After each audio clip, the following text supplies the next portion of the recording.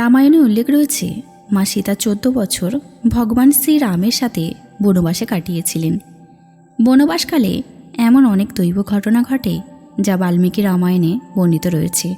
এর মধ্যে একটি ঘটনা মা সীতার পোশাক সম্পর্কিত। মা সীতা 14 বছর বনে কাটিয়েছিলেন এবং অনেক কষ্ট সহ্য করার পরেও মা সীতার কাপড়ে একটি দাগও পাওয়া যায়নি।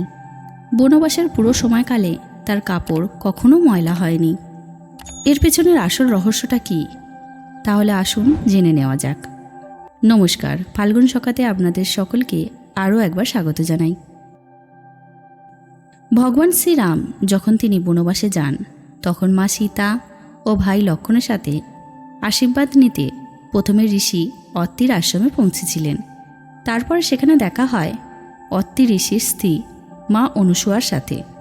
মা অনুসূয়াকে হিন্দু ধর্মের সতীত্বের সর্বোচ্চ শিখরে এবং স্ত্রী সুলভ্যদের শ্রেষ্ঠ উদাহরণ হিসাবে বিবেচনা করা হয়।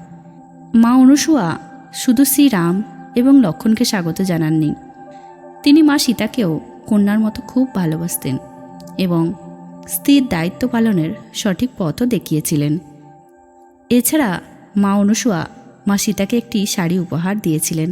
এই শাড়িটি মাতা অনুসূয়াকে দিয়েছিলেন স্বয়ং অগ্নিদেব, তার তপস্যায় খুশি হয়ে। অগ্নিদেবের দেওয়া শাড়িটির বিশেষত্ব ছিল এটি কখনো ছিঁড়বে না এবং এতে কোনো ধরনের দাগও লাগবে না। এই শাড়িতে অগ্নিদেবের মহিমা উপস্থিত ছিল। মা সীতা যখন ঋষি অত্রির আশ্রমে গিয়েছিলেন, মা অনুসূয়া সেই শাড়িটি মা সীতাকে উপহার হিসাবে দিয়েছিলেন।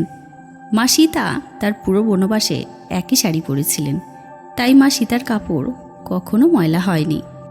তো কেমন লাগলো আজকের ভিডিওটি? ভালো লাগলে একটি লাইক দেবেন এবং বন্ধুদের সাথে শেয়ার করবেন। এই রকমই আধ্যাত্মিক এবং পৌরাণিক কাহিনী সম্বন্ধে জানতে চ্যানেলটিকে সাবস্ক্রাইব করবেন। আজকের ভিডিওটি এখানেই শেষ করছি। ধন্যবাদ।